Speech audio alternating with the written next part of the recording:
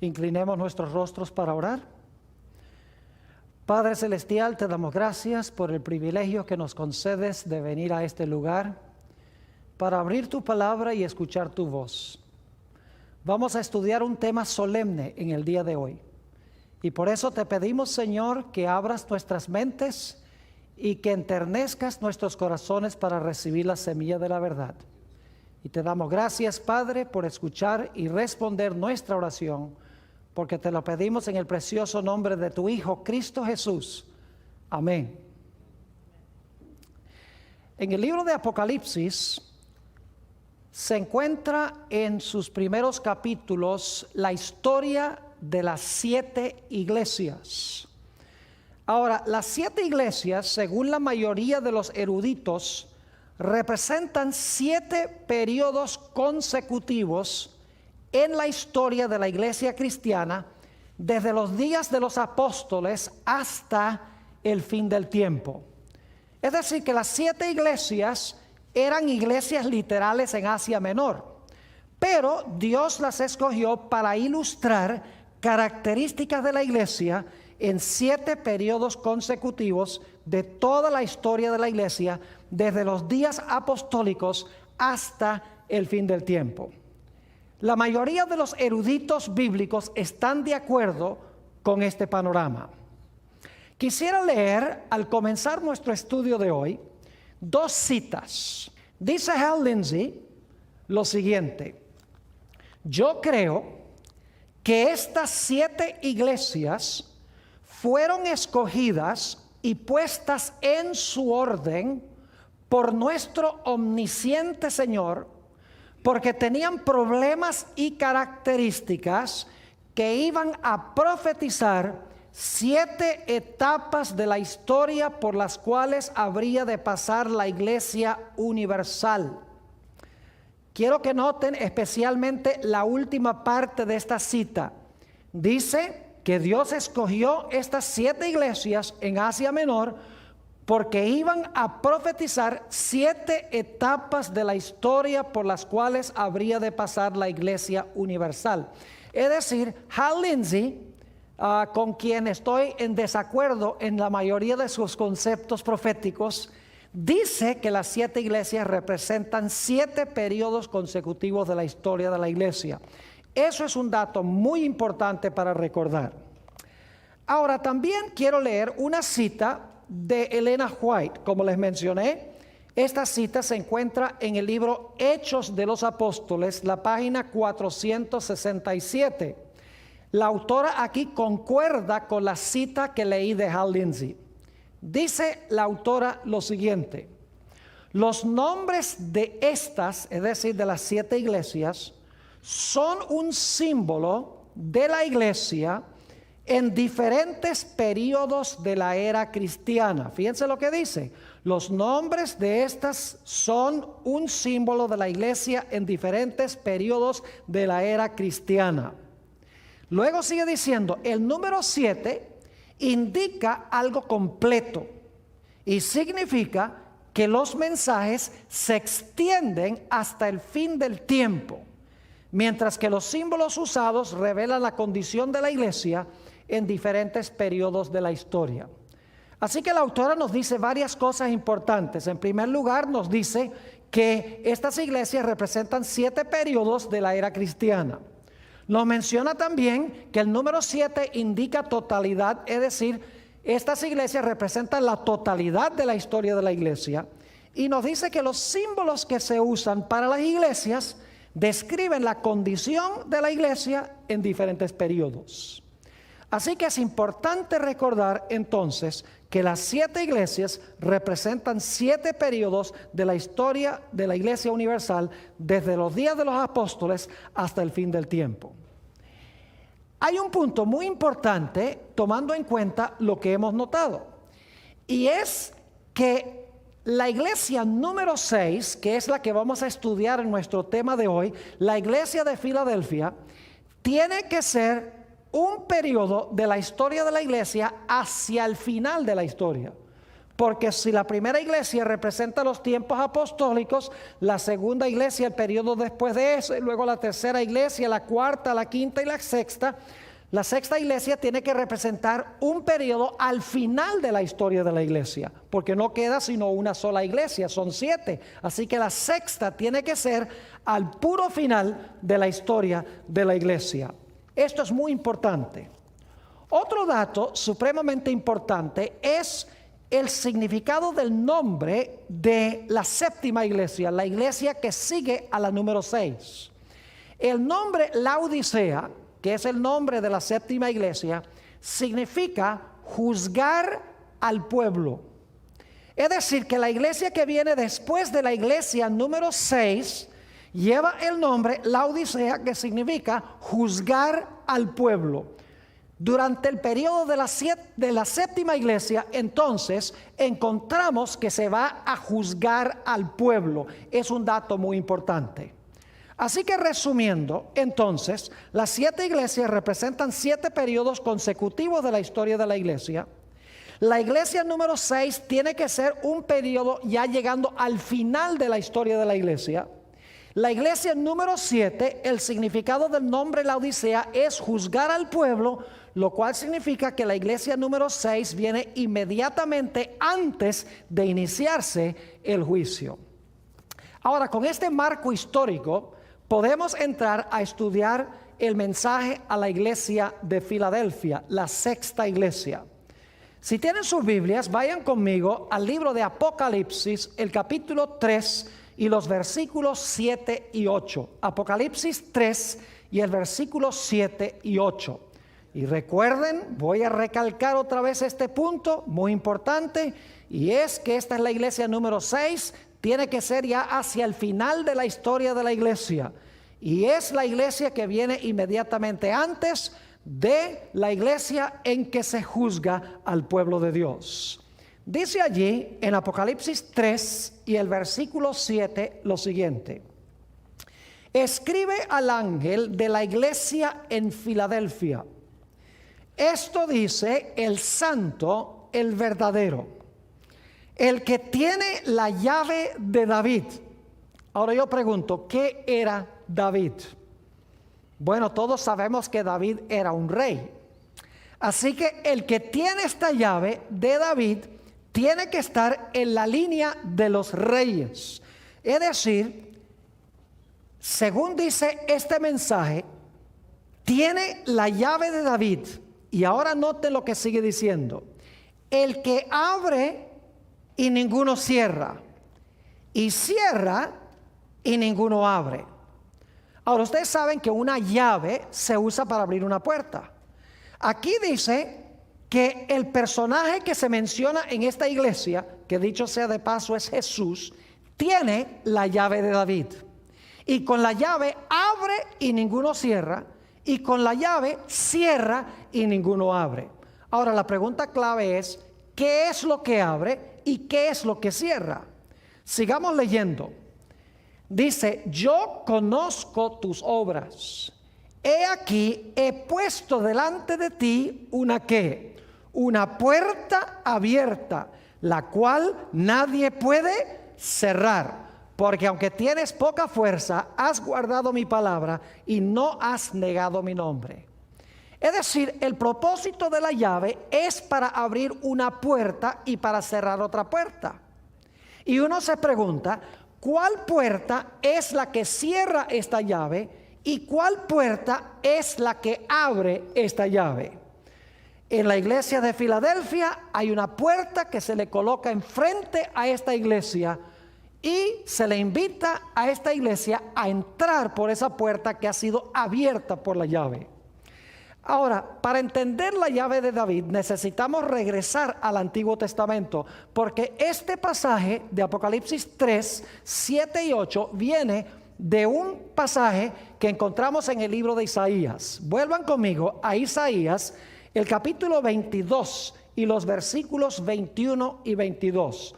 Isaías 22 y el versículo 21 y 22. Y acuérdense que en el libro de Apocalipsis se está hablando es del Señor Jesucristo. Esto dice el santo, el verdadero, el que tiene la llave de David, es Jesús mismo. Y esta es una profecía que viene del libro de Isaías. Aquí sí que en Isaías se refiere también a Jesús. Dice en el versículo 21 de Isaías 22, en aquel día llamaré a mi siervo Eliakim, hijo de Hilcías, y lo vestiré de tus vestiduras, y lo ceñiré de tu talabarte, y entregaré en sus manos tu potestad. Esa palabra es muy importante, tu potestad. Se podría traducir mejor con la palabra gobierno. A eso volveremos después. Sigue diciendo, y será para padre al morador de Jerusalén y a la casa de Judá. Y ahora escuchen bien. Y pondré la llave de la casa de David sobre su hombro.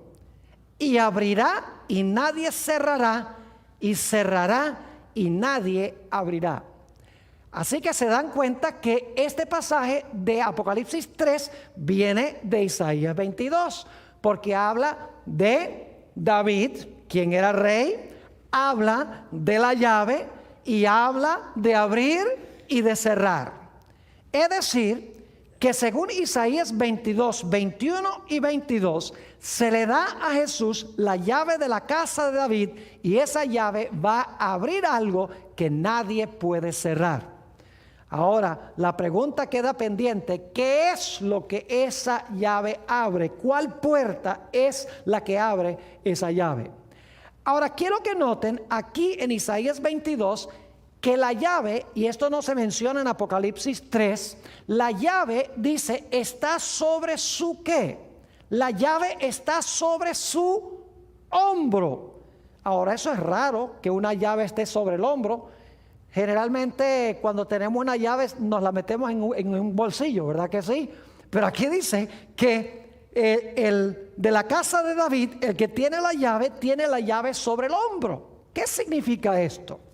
Bueno, necesitamos ir a otro pasaje del libro de Isaías. Isaías, el capítulo 9, y quiero leer los versículos 6 y 7. Isaías, el capítulo 9 y los versículos 6 y 7. Aquí vamos a ver qué es lo que significa la llave sobre el hombro. Nuevamente Isaías 9 y el versículo 6 y 7. Y este es un pasaje muy bien conocido. Claramente es una profecía mesiánica. Especialmente el versículo 6 podemos tal vez recitarlo de memoria. Dice aquí en Isaías 9:6, porque un niño nos es nacido, hijo nos es dado, y el principado sobre su ¿qué? Sobre su hombro. Ahora, qué interesante, en Isaías 22, ¿qué es lo que tenía sobre el hombro? La llave tenía sobre el hombro. Pero aquí nos dice que tiene ¿qué cosa? El principado sobre su hombro. Ahora, el Antiguo Testamento fue escrito mayormente en el idioma hebreo. Lamentablemente, a veces cuando se traducen textos del Antiguo Testamento, no se le da la misma traducción a la misma palabra. Ustedes recuerdan en Isaías 22 y el versículo 21, que dice que el que tenía la llave de David se le iba a dar potestad. Esa palabra potestad es la misma palabra que se traduce aquí principado. Es decir, la potestad es el principado. En inglés es mejor la traducción. En inglés dice, the government will be upon his shoulder. Es decir, el gobierno, el principado, el reinado está sobre su hombro. Es decir, que la llave algo tiene que ver con abrir una puerta para que Jesús vaya a buscar su ¿qué? Su potestad, su principado, su gobierno o su reinado. Ahora noten lo que sigue diciendo, otra vez el versículo 6. Porque un niño nos es nacido, hijo nos es dado, y el principado sobre su hombro, y se llamará su nombre admirable, consejero, Dios fuerte, Padre eterno, príncipe de paz. Y ahora noten que con la llave que tiene sobre su hombro, o con el principado que tiene sobre su hombro, va a abrir la puerta y va a lograr un imperio que va a cubrir todo el planeta Tierra. Dice en el versículo 7, lo dilatado, es decir, la extensión de su imperio y la paz no tendrán, ¿qué cosa? Límite sobre el trono de David y sobre su reino, disponiéndolo y confirmándolo en juicio y en justicia desde ahora y para siempre. El celo de Jehová de los ejércitos hará esto. Es decir, que la llave que está sobre su hombro se usa para él buscar su principado, para lograr su reino. En otras palabras, un reino que tendrá una extensión universal. De alguna manera, la llave abre una puerta, Jesús entra por la puerta para que se le entregue su reino, que es un reino o un imperio universal y mundial. Ahora inmediatamente nos preguntamos, ¿cuál es la puerta que él va a abrir con la llave que tiene sobre su hombro para buscar el principado o el reinado que tiene sobre su hombro? Bueno, necesito mencionarles que en el santuario había 3 puertas. Había una puerta que llevaba del campamento de Israel al atrio. Había otra puerta que llevaba del atrio al lugar santo del santuario. Y había una tercera puerta que conducía del lugar santo del santuario al lugar santísimo. E inmediatamente uno se pregunta, ¿cuál de esas 3 puertas se abren con la llave que Jesús tiene sobre su hombro para buscar su imperio que va a cubrir todo el mundo, es decir, todo el universo? Bueno, no puede ser la primera puerta. Vamos a encontrar que la primera puerta lleva al atrio y la obra que Jesús desempeñó en el atrio la hizo en la tierra. Por ejemplo, en el atrio se traía el cordero para examinarlo, para estar seguro de que era perfecto. Y también en el atrio, sobre el altar, se sacrificaba el cordero. Es decir, esa labor la cumplió Jesús cuando estuvo aquí en la tierra. El atrio representa la tierra. Cuando Jesús vino del cielo a la tierra, llegó a este mundo, vivió una vida perfecta como Cordero de Dios, murió también como el Cordero de Dios. Jesús cumplió la labor o la obra del atrio. Esa primera puerta, la que conduce del campamento al atrio, no es la puerta que se menciona aquí en Apocalipsis, el capítulo 3. Ahora, en el santuario había una segunda puerta. Y esa puerta llevaba del atrio al lugar santo del santuario. Quiero que notemos lo que dice Apocalipsis, el capítulo 4 y el versículo 1 al 3. El libro de Apocalipsis menciona 2 puertas abiertas. Y vamos a notar cuál es la puerta abierta que se menciona en relación con el mensaje a la iglesia de Filadelfia. Apocalipsis, el capítulo 4 y el versículo 1.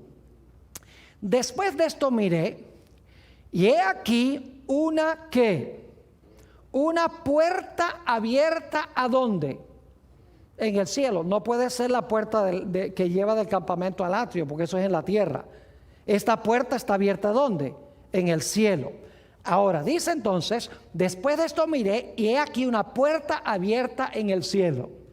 Y la primera voz que oí, como de trompeta, hablando conmigo, dijo: sube acá y yo te mostraré las cosas que sucederán después de estas. Y ahora escuchen, y al instante yo estaba en el espíritu, y he aquí un ¿qué? He aquí un trono establecido en el cielo, y en el trono uno sentado. Y el aspecto del que estaba sentado era semejante a piedra de jaspe y de cornalina.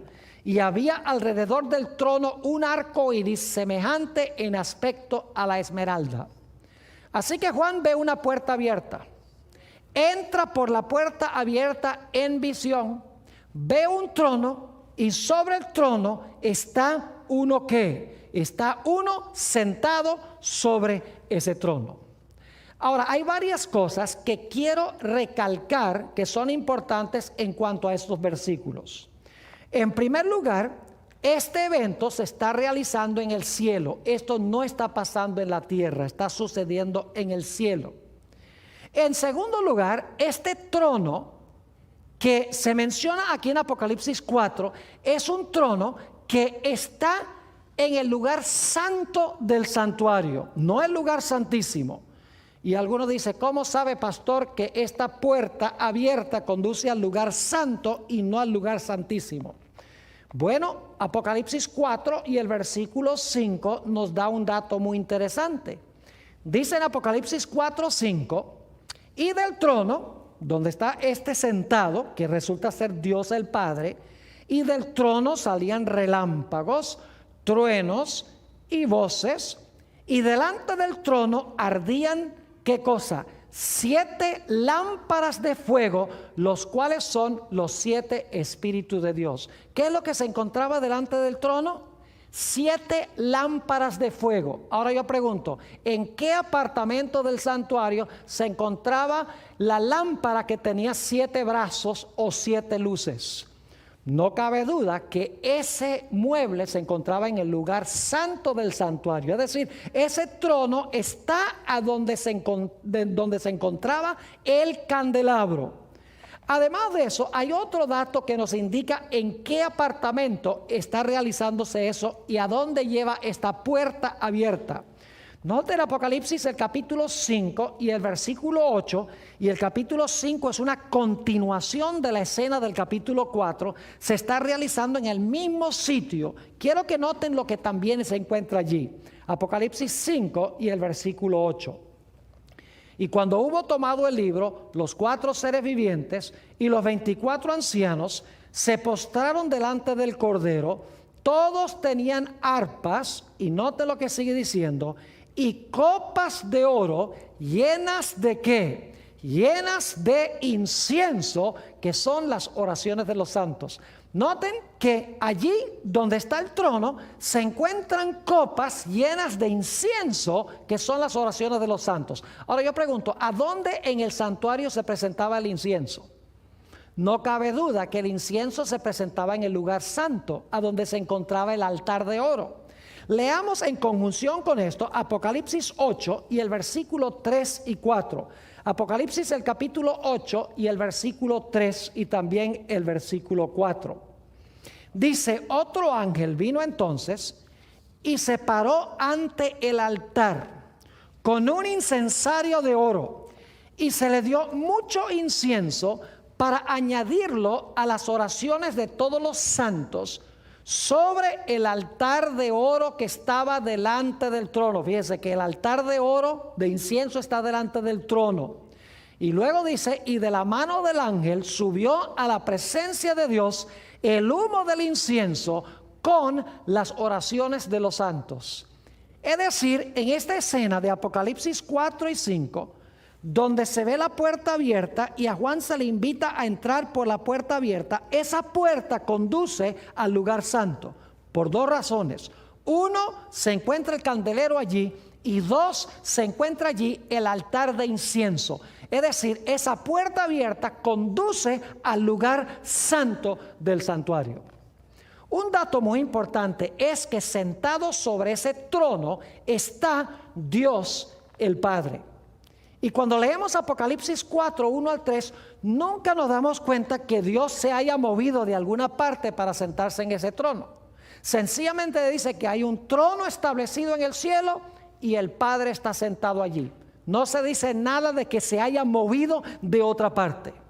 Además de eso, hemos notado que también en Apocalipsis 4, alrededor de ese trono se encontraban 24 tronos. Luego en el capítulo 5 llega la hueste angélica con Jesús a presentarse delante del que está sentado en el trono. Es decir, quiero que tengamos clara esta perspectiva. Hay una puerta abierta, Juan entra por la puerta abierta, ve a Dios el Padre sentado sobre el trono, alrededor del trono hay 24 tronos. No está Jesús en ese momento allí, pero en el capítulo 5 llega la hueste angélica, trae a Jesús y Jesús se presenta delante de su Padre en el capítulo 5. Todo esto se está realizando en el lugar santo del santuario. Es decir, que esta puerta que se menciona en Apocalipsis el capítulo 4 y el versículo 1 al 3 es la puerta que conduce al lugar santo del santuario. Lo que se está describiendo aquí en Apocalipsis 4 y 5 es la ascensión de Jesús a la presencia de su Padre. Porque después que Jesús cumplió su obra en el atrio, después que Jesús vivió una vida perfecta como el Cordero de Dios, después que Jesús sacrificó su vida sobre la cruz, sobre el altar, el Señor Jesucristo ascendió al cielo, como dice aquí, acompañado de los ángeles, y se presentó delante de su Padre para sentarse con su Padre en el trono. Es decir, que Apocalipsis 4 y 5 hablan de una puerta que nos lleva al lugar santo, a donde se encontraba el Padre y donde finalmente llega Jesús a presentarse delante de su Padre. Pero ahora necesitamos ir a otra puerta. Dicho sea de paso, antes de leer el texto sobre esa otra puerta, necesito dejar muy en claro este punto, y es que la puerta de la cual vamos a leer ahora no puede ser la misma puerta de Apocalipsis del capítulo 4. Porque vamos a encontrar que hay otro mueble que está allí en este texto. No se encuentra el altar de incienso, ni se encuentra el candelabro, se encuentra otro mueble detrás de esa puerta. Noten Apocalipsis, el capítulo 11 y el versículo 19. Apocalipsis, el capítulo 11 y el versículo 19. Dice aquí: y el templo de Dios fue abierto en el cielo. ¿Qué fue lo que sucedió en el cielo? ¿Se abrió qué cosa? El templo de Dios se abrió en el cielo. Y ahora escuchen lo que dice: y el arca de su pacto se veía en el templo, y hubo relámpagos, voces, truenos, un terremoto y grande granizo. Ahora yo quiero preguntar, ¿esta puerta a dónde conduce? ¿Al lugar santo del santuario? No. Esta puerta conduce al lugar santísimo del santuario. Y quiero que noten que esta puerta no estuvo siempre abierta. Esta puerta llegó un momento cuando se abrió. Y cuando se abrió esta puerta, se vio adentro, ¿qué mueble? El arca del pacto. Ahora yo pregunto, ¿a dónde se encontraba en el santuario el arca del pacto? Ustedes saben, el arca del pacto se encontraba dentro del lugar santísimo del santuario.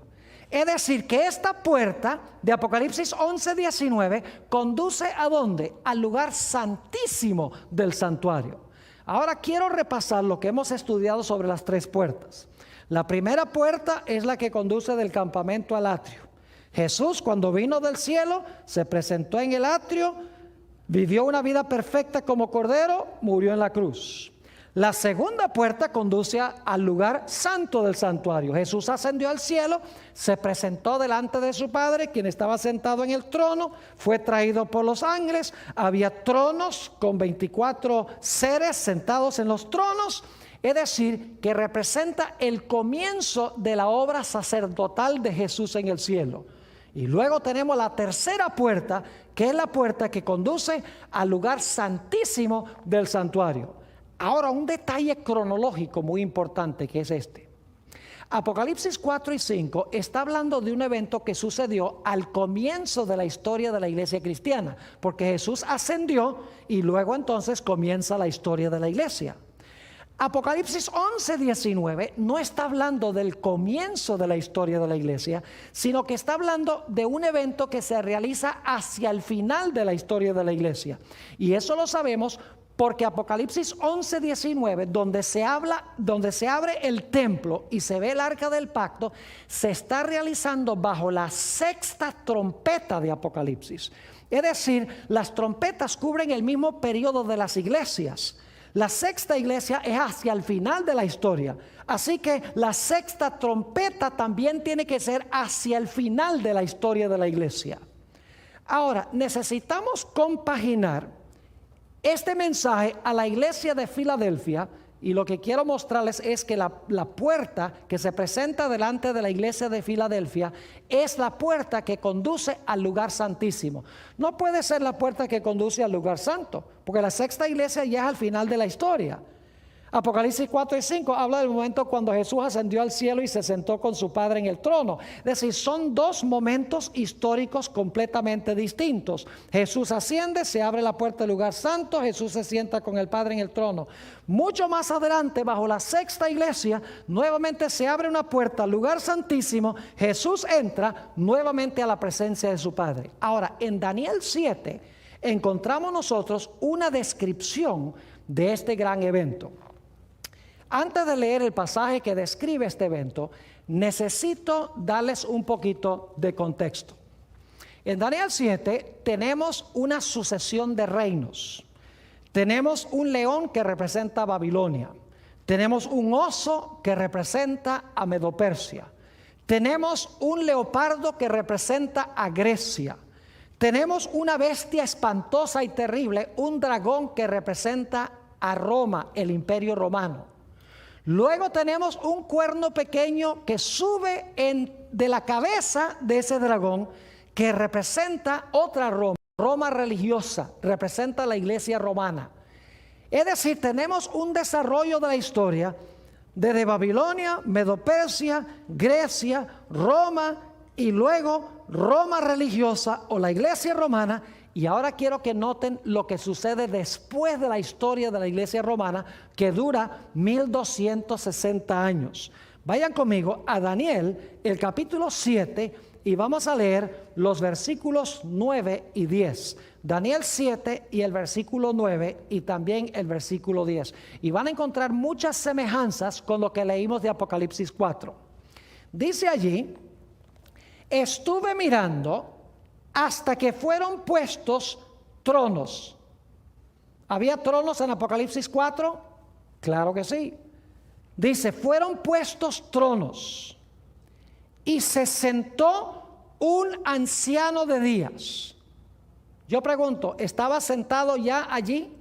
No, porque dice que fueron puestos tronos y el anciano de días, ¿qué pasó? Se sentó, que significa que antes estaba parado.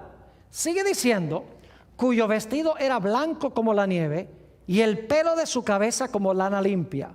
Su trono llama de fuego y las ruedas del mismo fuego ardiente.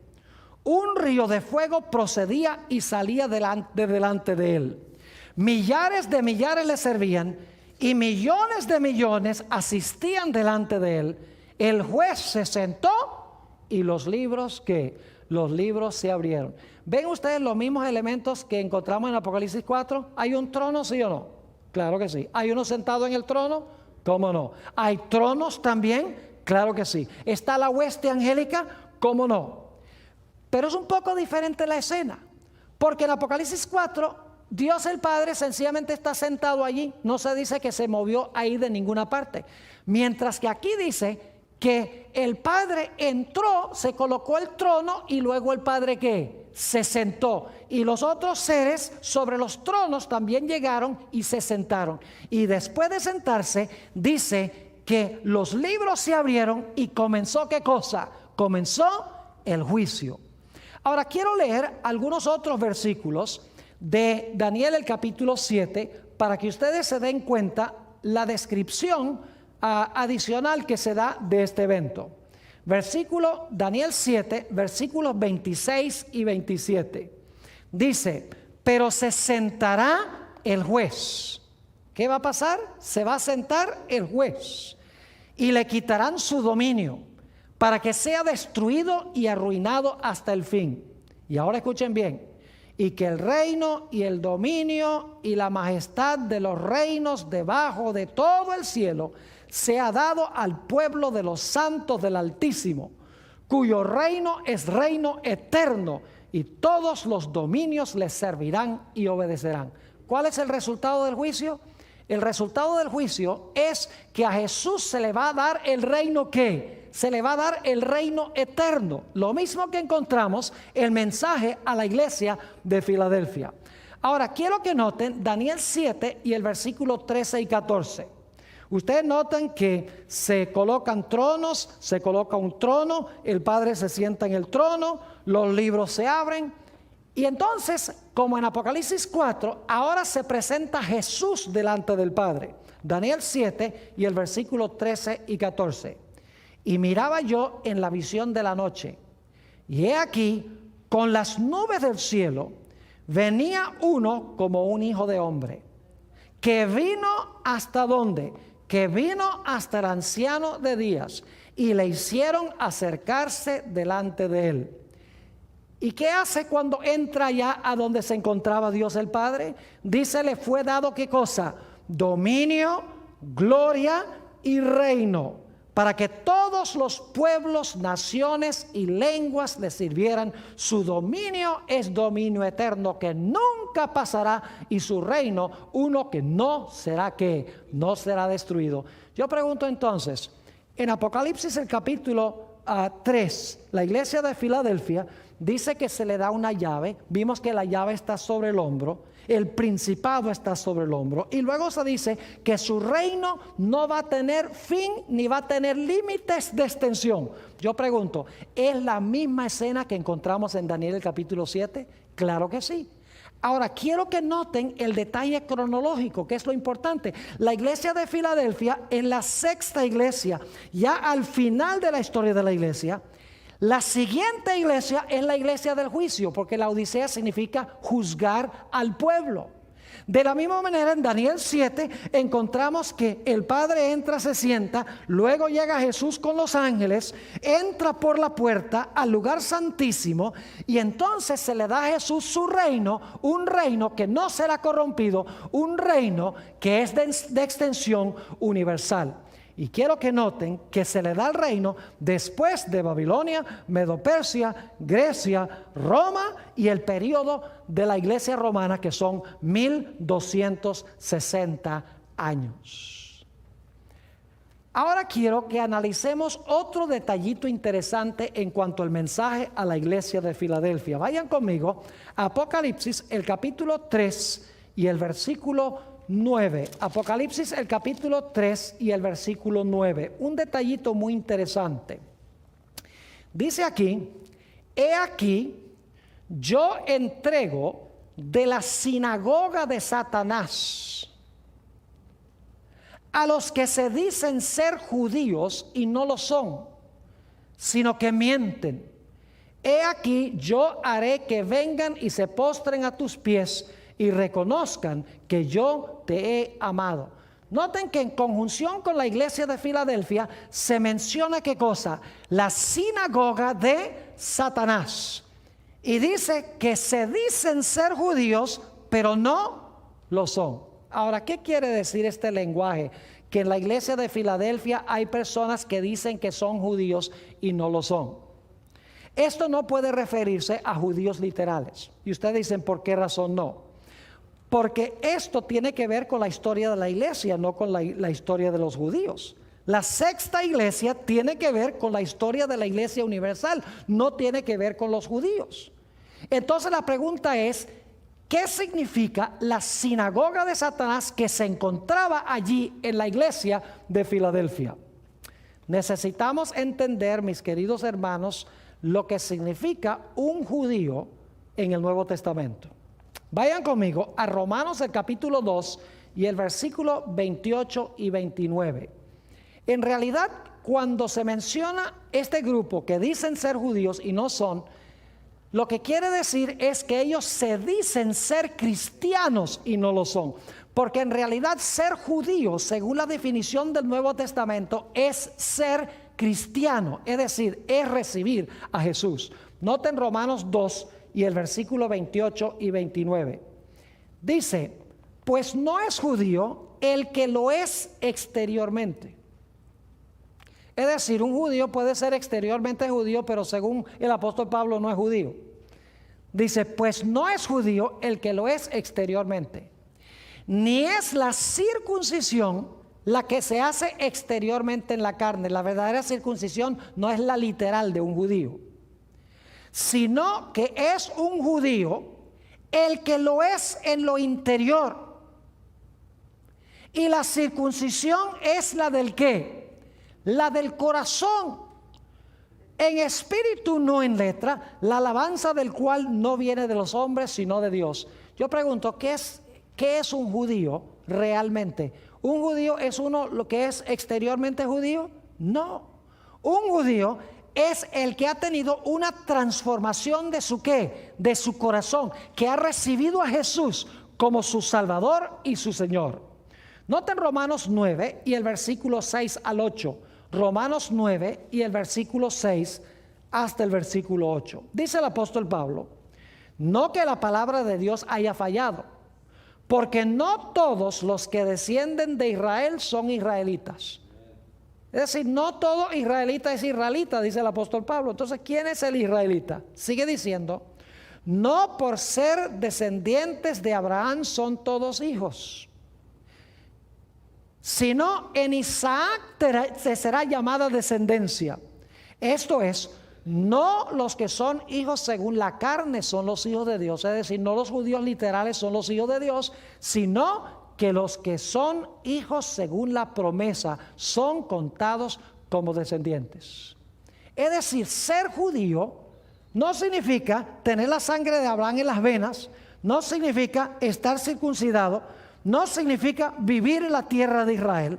Ser judío significa tener un corazón transformado por Jesús, significa haber recibido de verdad a Jesús como Salvador y como Señor. Fíjense en San Juan el capítulo 8 y el versículo 37, y luego voy a saltar al versículo 44. Aquí Jesús estaba hablando con los judíos que profesaban ser simiente de Abraham. Y yo quiero que noten lo que Jesús les dijo. Estos que rechazaban a Jesús, Jesús les dice: ustedes no son hijos de Abraham, ustedes no son judíos. Ustedes se dicen ser judíos, pero no son, porque me han rechazado a mí. Noten San Juan 8 y el versículo 37. Dice Jesús: sé que sois descendientes de Abraham. Es decir, yo sé que ustedes son descendientes de Abraham, pero procuráis matarme, porque mi palabra no haya cabida en vosotros. Versículo 44. Vosotros sois de vuestro padre, ¿qué cosa? El diablo, y los deseos de vuestro padre queréis hacer. Él ha sido homicida desde el principio y no ha permanecido en la verdad, porque no hay verdad en él. Cuando habla mentira, de lo suyo habla, porque es mentiroso y padre de mentira. Fíjense que Jesús le dice a los judíos: yo sé que ustedes descienden de Abraham, pero ustedes no son descendientes de Abraham, ustedes no son judíos, porque ustedes me quieren matar a mí. Abraham me amó, quería ver mi día, estaba contento cuando sabía que yo iba a venir, pero ustedes dicen ser hijos de Abraham y quieren matarme, así que ustedes no son hijos de Abraham, nada. Aunque son judíos literales, en realidad no son judíos en verdad, porque no han recibido a Jesús como Salvador y Señor. Un último texto, Gálatas 3 y el versículo 28 y el versículo 29, sobre la identidad de lo que es un judío. Dice en Gálatas 3, 28 y 29: ya no hay judío ni griego, no hay esclavo ni libre, no hay varón ni mujer, porque todos vosotros sois uno en Cristo Jesús. Ahora viene el versículo clave: y si vosotros sois de Cristo, ciertamente simiente de Abraham sois y herederos según la promesa. ¿Qué es lo que significa ser hijo de Abraham? Significa, ¿qué cosa? Haberse unido con Jesús. Si vosotros sois de Cristo, simiente de Abraham sois. Ahora volvamos al aspecto de la sinagoga de Satanás en la iglesia de Filadelfia. Recuerden que esto no tiene nada que ver con judíos literales, porque esta es la sexta iglesia. Ya los judíos han sido rechazados como nación mucho tiempo antes. Lo que quiere decir esto es que en la iglesia de Filadelfia iba a haber personas que se decían ser cristianas y no lo eran. Es decir, que eran cristianos profesos, pero en realidad eran cristianos falsos. Se decían ser judíos, pero no lo eran. Ser judío es unirse con Jesús. Dicen que están unidos con Jesús, pero en realidad no lo estaban. Es decir, que en la iglesia de Filadelfia hay un grupo que se les presenta la puerta abierta entran por la puerta abierta con Jesús y Jesús va a recibir su reino. Mientras que hay otros que profesan ser cristianos, que no entran y se constituyen, como dice en Apocalipsis el capítulo 3, la sinagoga de Satanás. Ahora quiero que vayamos a Apocalipsis porque tenemos la misma escena o el mismo panorama. Apocalipsis el capítulo 13 y el versículo 2. Y quiero que noten que tenemos los mismos poderes que se mencionan en Daniel el capítulo 7. Apocalipsis 13 y el versículo 2. Dice, y la bestia que vi, escuchen bien, era semejante a un leopardo, y sus pies como de oso, y su boca como boca de león, y el dragón le dio su poder y su trono y grande potestad. ¿Se dan cuenta que tenemos las mismas bestias de Daniel 7? Tenemos un león, tenemos un oso, tenemos un leopardo y tenemos un dragón. Y luego, por la escasez de tiempo, solo voy a mencionar esto. Luego dice que el dragón le da a la bestia su trono, su poder y su potestad, y entonces la bestia gobierna el mismo periodo de tiempo que el cuerno pequeño. Es decir, que Apocalipsis 13 presenta el mismo panorama de Daniel 7. En Daniel 7 tenemos un león, oso, leopardo, dragón. Luego sale un cuerno pequeño que gobierna 1260 años. Luego entonces viene la escena del juicio. El juez se sienta, Jesús viene con los ángeles y empieza el juicio. Aquí tenemos las mismas bestias, el león, el oso, el leopardo, el dragón, y luego la bestia gobierna 42 meses, es decir, el mismo periodo de 1260 años. Y luego quiero que noten que después que gobiernan el león, el oso, el leopardo, el dragón y la bestia durante el mismo periodo que el cuerno pequeño, quiero que noten lo que sucede inmediatamente después. En Daniel 7 dice que inmediatamente después viene el juicio. Ahora quiero que noten que en Apocalipsis 14, inmediatamente después de estos poderes, también viene el juicio.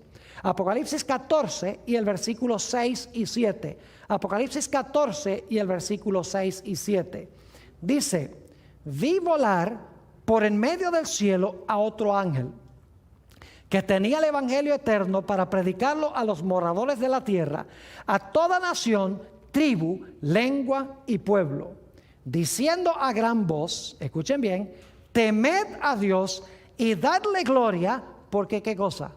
Porque la hora de su juicio ha llegado, y adorad a aquel que hizo el cielo, la tierra, el mar y las fuentes de las aguas. Fíjense que en el contexto de estas bestias que se mencionan en Apocalipsis 13, que vimos en Daniel 7, inmediatamente después que gobiernan estos poderes, dice que empieza el juicio, tanto en Daniel como en el libro de Apocalipsis. Ahora, yo quiero que ustedes noten también que inmediatamente después que Apocalipsis 14, 6 y 7 dice, la hora de su juicio ha llegado, en el siguiente versículo, en el versículo 8 de Apocalipsis 14, se dice algo muy interesante. Note lo que dice Apocalipsis 14 y el versículo 8. Otro ángel le siguió diciendo, ha caído, ¿qué cosa? Babilonia, la gran ciudad, porque ha hecho beber a todas las naciones del vino del furor de su fornicación. Ahora fíjense qué interesante.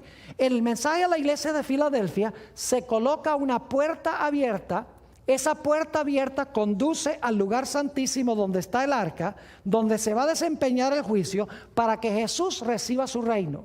Y en esa iglesia está un grupo apóstata que se conoce como la sinagoga de Satanás, que dicen que son cristianos genuinos, pero no lo son.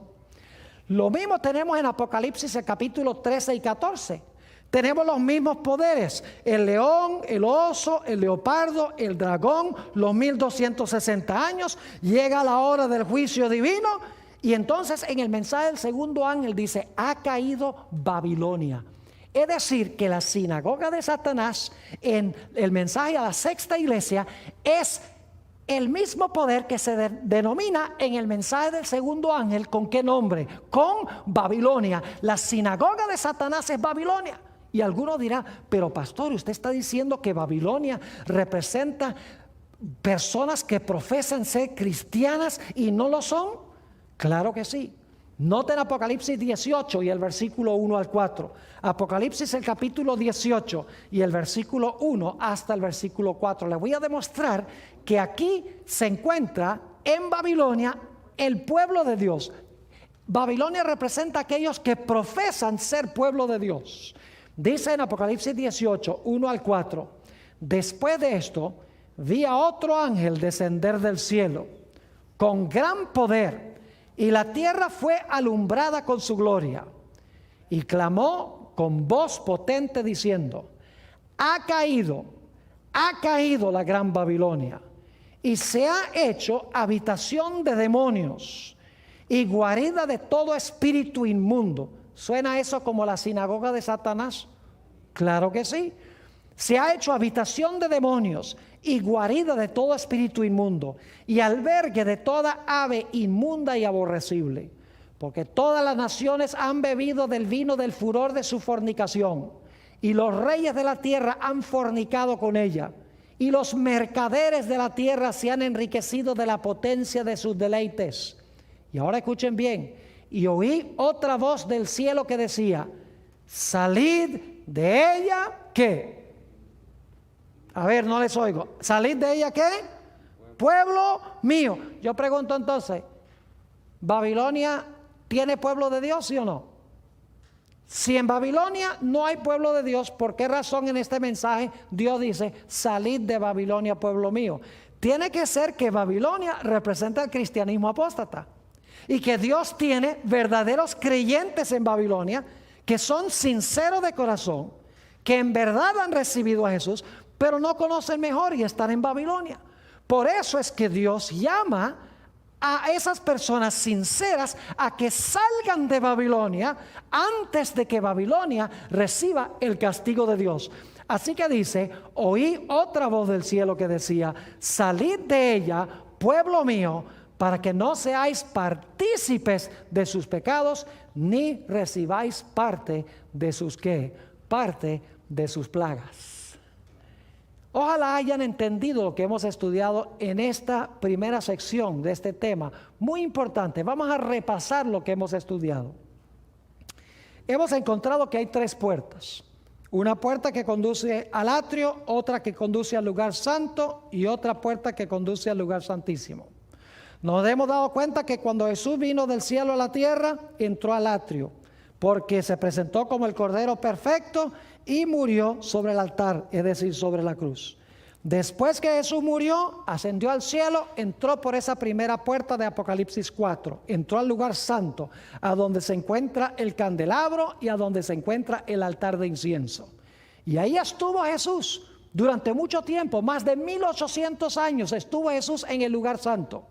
Pero bajo la iglesia de Filadelfia, que se describe también en Daniel el capítulo 7 y Apocalipsis el capítulo 14, después que pasaron Babilonia, Medo-Persia, Grecia, Roma, la iglesia romana, comenzó el juicio. Se abrió esa puerta de Apocalipsis 11:19, que es la misma puerta que se le presenta a la iglesia de Filadelfia, y entonces el Padre entró por esa puerta al lugar santísimo donde está el arca del pacto y se sentó. Y luego entonces dice que el Señor Jesucristo fue traído por los ángeles a donde se encontraba el Padre para participar en la obra del juicio. Y entonces allí Jesús recibió el reino, un reino que nunca se corromperá, un reino que tendrá extensión universal. Es decir, que todas estas profecías compaginan el mensaje a la iglesia de Filadelfia, la profecía de Daniel 7 y la profecía de Apocalipsis 13 y 14. Todos compaginan. Y hemos visto que en el contexto de la iglesia de Filadelfia hay algunos cristianos que profesan ser hijos de Jesús y en verdad no lo son.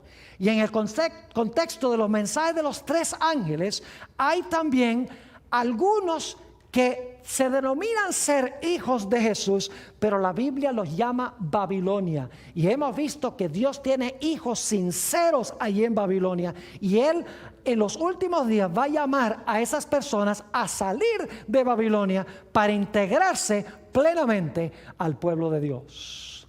Hemos estudiado ahora el contexto histórico del mensaje a la iglesia de Filadelfia, de Daniel el capítulo 7 y de Apocalipsis el capítulo 13 y 14. Quise comenzar con la Biblia porque la Biblia es nuestra norma de fe y de conducta. Pero quiero compartir con ustedes que en nuestro segundo segmento, que sigue inmediatamente, vamos a analizar este tema desde la perspectiva de una autora extraordinaria que compagina perfectamente con lo que hemos estudiado de la Sagrada Escritura. Voy a dedicar la segunda hora para hablar de varias cosas que escribió una autora hace más de 100 años. Su nombre es Elena G. de White. Y ustedes se van a dar cuenta en las citas que les voy a leer cómo ella compagina perfectamente con lo que dice la Biblia, solo que ella amplía y describe con lujo de detalles lo que hemos estudiado durante nuestro primer periodo de hoy.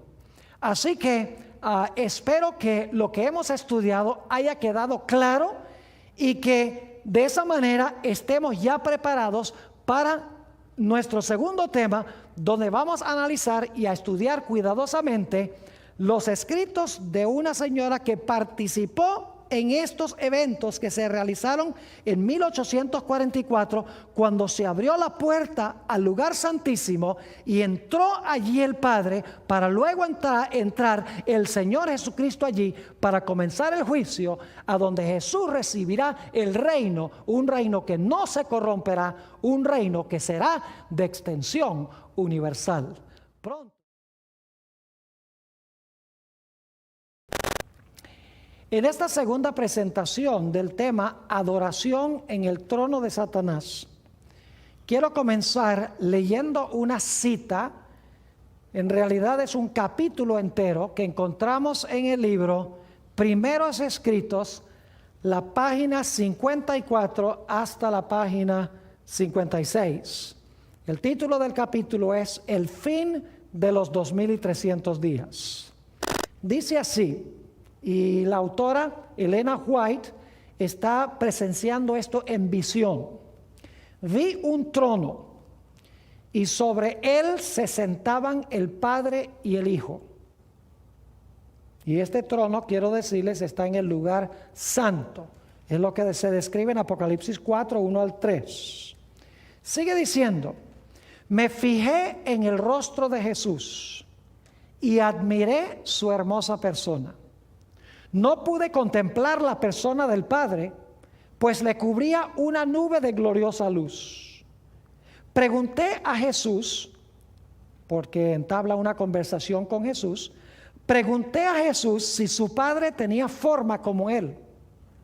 Dijo que la tenía, pero que yo no podía contemplarla, porque, dijo, si llegases a contemplar la gloria de su persona, dejarías de existir. Luego dice ella, delante del trono vi al pueblo adventista, la iglesia y el mundo. Vi dos compañías, la una postrada ante el trono, profundamente interesada, mientras que la otra no manifestaba interés y permanecía de pie indiferente. Quiero que noten que ella ve delante del trono dos grupos. Uno que está arrodillado, muy atento a lo que está pasando en el trono, y el otro grupo de pie, indiferente. Sigue diciendo,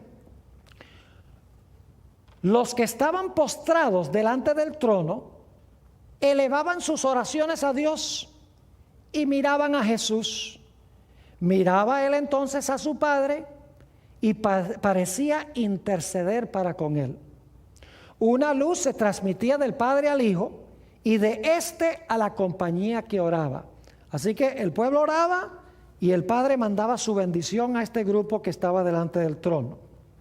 Sigue diciendo, Entonces vi que una luz excesivamente brillante procedía del Padre hacia el Hijo, y desde el Hijo ondeaba sobre el pueblo que estaba delante del trono. Pero pocos recibían esta gran luz. Muchos salían de debajo de ella y la resistían inmediatamente. Es decir, los que estaban arrodillados ahí, cuando llegaba la luz, un grupo lo recibía gustosamente, el otro grupo resistía la luz. Nuevamente dice, pero pocos recibían esta gran luz. Muchos salían de debajo de ella y la resistían inmediatamente. Otros eran descuidados y no apreciaban la luz, y ésta se alejaba de ellos. Los que no apreciaban la luz eran los que quedaron parados ahí al lado del trono. Dice, algunos la apreciaban y se acercaban para postrarse con la pequeña compañía que oraba. Esta recibía la luz y se regocijaba en ella, y sus rostros brillaban con su gloria. Ahora escuchen bien.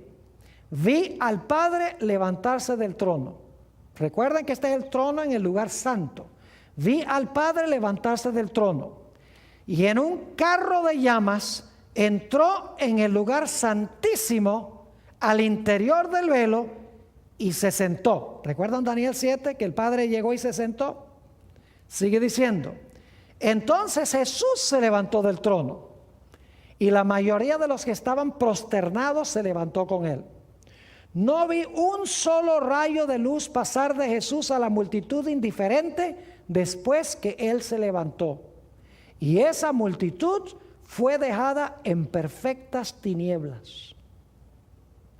Los que se levantaron cuando se levantó Jesús tenían sus ojos fijos en él, mientras se alejaba del trono y los conducía un trecho. Alzó entonces su brazo derecho y oímos su hermosa voz decir, aguardad aquí. Ahora escuchen bien, aguardad aquí. Voy a mi Padre para recibir el reino. ¿Recuerdan por qué la puerta estaba abierta y qué iba a hacer cuando entrara por la puerta? La llave sobre el hombro, la potestad del gobierno sobre su hombro. Voy a mi Padre para recibir el reino. Mantened vuestras vestiduras inmaculadas, y dentro de poco volveré de las bodas y os recibiré a mí mismo. Después de esto, un carro de nubes, cuyas ruedas eran como llamas de fuego, llegó rodeado de ángeles a donde estaba Jesús. Él entró en el carro y fue llevado al lugar santísimo donde el Padre estaba sentado. O sea que ella está comentando Daniel el capítulo 7. Sigue diciendo, allí contemplé a Jesús, el gran sumo sacerdote, de pie delante del Padre. En la orla de su vestidura había una campana y una granada, luego otra campana y otra granada, que era la vestimenta del sumo sacerdote. Sigue diciendo, los que se levantaron con Jesús elevaban su fe hacia él en el lugar santísimo y rogaban, Padre, danos tu espíritu. Entonces Jesús soplaba sobre ellos el Espíritu Santo. En ese aliento había luz, poder, mucho amor, gozo y paz. Hasta este momento ella ha descrito lo que dice Daniel capítulo 7. Cuando se abrió la puerta al lugar santísimo, se vio el arca del pacto, ahí entró Dios el Padre del lugar santo al lugar santísimo y se sentó. Luego un carruaje de fuego recogió al Señor Jesús, y el carruaje de fuego trajo al Señor Jesús al lugar santísimo a donde había entrado el Padre. Ahora, lo que es aterrador es ver lo que dice Elena White en la última parte de este capítulo.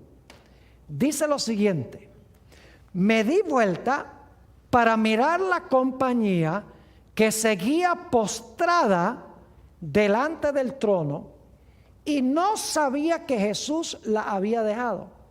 Es decir, había un grupo que cuando Jesús se levantó y se movió, ellos tenían los ojos fijos en Jesús y siguieron a Jesús allá al lugar santísimo a lo que iba a hacer. Pero hay otros que se quedaron prosternados delante del trono y no se dieron cuenta que Jesús se movió. Nuevamente dice, me di vuelta para mirar la compañía que seguía postrada delante del trono y no sabía que Jesús la había dejado. Ahora noten, Satanás parecía estar al lado del trono, procurando llevar adelante la obra de Dios. Vi a la compañía, ahora escuchen esto, vi a la compañía alzar las miradas hacia el trono y orar, Padre, danos tu espíritu. Satanás soplaba entonces sobre ella una influencia impía. En ella había luz y mucho poder, pero nada de dulce amor, gozo ni paz. El objeto de Satanás era mantenerla engañada, arrastrarla hacia atrás y seducir a los hijos de Dios. Una descripción vívida de lo que pasó en el cielo y lo que pasó en la tierra en 1844, cuando el Señor Jesucristo entró al lugar santísimo para comenzar su obra de juicio allá para ganar su reino. Ahora quiero leer otra cita que encontramos en el libro Primeros Escritos, página 43, donde la autora amplía este punto en cuanto a lo que pasó en 1844. Dice lo siguiente: se me mostró lo que había ocurrido en el cielo al terminar en 1844 los periodos proféticos. Cuando Jesús concluyó su ministerio en el lugar santo, ahora escuchen esto, y cerró la puerta de ese departamento. ¿Hubo una puerta cerrada en Filadelfia? ¿Cómo no? ¿Hubo una puerta abierta a la iglesia de Filadelfia? Claro que sí. ¿Cuál fue la puerta cerrada? La del lugar santo, de donde salió. ¿Cuál fue la puerta abierta? La del lugar santísimo, donde entró.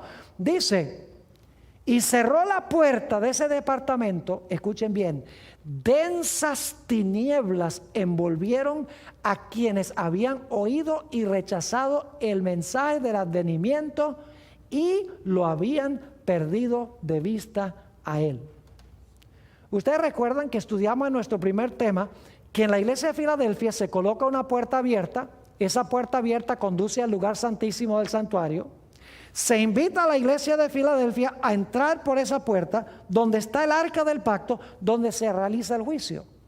Pero en la iglesia de Filadelfia también está lo que se conoce como la sinagoga de Satanás, que profesan ser seguidores de Jesús, pero que en realidad no lo son. Se dieron cuenta que en este pasaje de Elena White, ella dice que hubo un grupo que se quedó en el trono arrodillado, profesando adorar a Jesús y hablándole a Jesús y pidiéndole a Jesús su Espíritu Santo. Pero dice que en vez de la influencia, ser la influencia del Espíritu Santo, era en realidad la influencia de otro espíritu, del espíritu de Satanás. Es decir, ese grupo que no entró con Jesús al lugar santísimo es lo que la Biblia llama la sinagoga de Satanás, o en los mensajes de los tres ángeles, Babilonia. Ahora, necesito trazar un punto que es de crucial importancia en cuanto a lo que sucedió en 1844. Quiero repasar brevemente algo muy interesante que había en el lugar santísimo del santuario. Ustedes notaron en Apocalipsis 11:19 que dice que se abrió una puerta en el cielo y se vio el arca del pacto. Ahora escuchen bien lo que les voy a decir. Dentro del arca del pacto se encontraban las tablas de la ley. ¿Y qué tenían las tablas de la ley? Tenían los 10 mandamientos. ¿Cuál mandamiento está entre esos 10 mandamientos? Un mandamiento que el mundo cristiano profesa adorar a Jesús y profesa seguir a Jesús, pero pisotea ese mandamiento. ¿Cuál es ese mandamiento? El mandamiento número 4, que dice: 6 días trabajarás y harás toda tu obra, mas el séptimo día es sábado de Jehová tu Dios. Ahora, ¿saben lo que es interesante? En 1844, la vasta mayoría de los cristianos que profesaban el nombre de Jesús guardaban el domingo como el día de reposo, es decir, no guardaban el sábado. Inclusive Elena White, quien escribió esto que acabamos de leer, su esposo Jaime White, José Bates y otros pioneros de la iglesia adventista, todos guardaban el domingo como el día de reposo. Pero lo interesante es que cuando se abrió el lugar santísimo del santuario en 1844, de repente ellos empezaron a descubrir las grandes doctrinas distintivas de la iglesia adventista del séptimo día.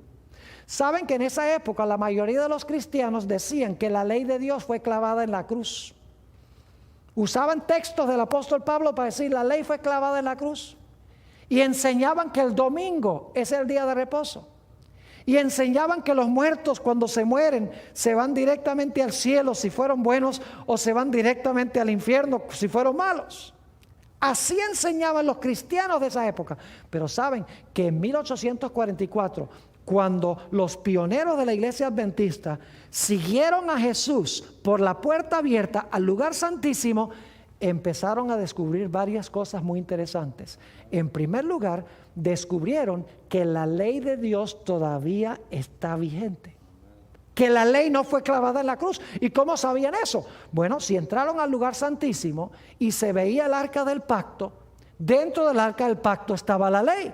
Es decir, de repente, al ver el arca del pacto, al estudiar la Biblia, dicen, pero dentro del arca del pacto estaba la ley. Si en la tierra había un arca y tenía la ley, y el arca en la tierra era una copia del arca celestial, entonces en el cielo también tienen que estar los 10 mandamientos dentro del arca. Así que los mandamientos no fueron clavados en la cruz. Y entonces empezaron a decir, sí, pero en los mandamientos que estaban en el arca en la tierra, estaba el mandamiento del sábado en el centro de los 10 mandamientos. Pues si en la tierra encontramos que el arca y los mandamientos son una copia, como dicen Hebreos, del arca celestial, entonces allá tienen que estar también las tablas de la ley y tiene que estar también el sábado. Y por lo tanto empezaron a enseñar que Dios todavía esperaba que sus hijos guardaran la ley de Dios, y que se debía guardar el sábado como día de reposo. Pero descubrieron otras grandes enseñanzas.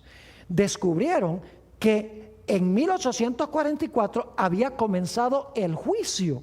La hora de su juicio ha llegado, dice en Apocalipsis, el capítulo 14.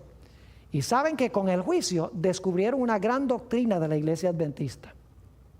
La mayoría de los cristianos creen que cuando una persona se muere, si fue buena, se va directamente al cielo. Si fue mala, se va directamente al infierno en el momento de la muerte.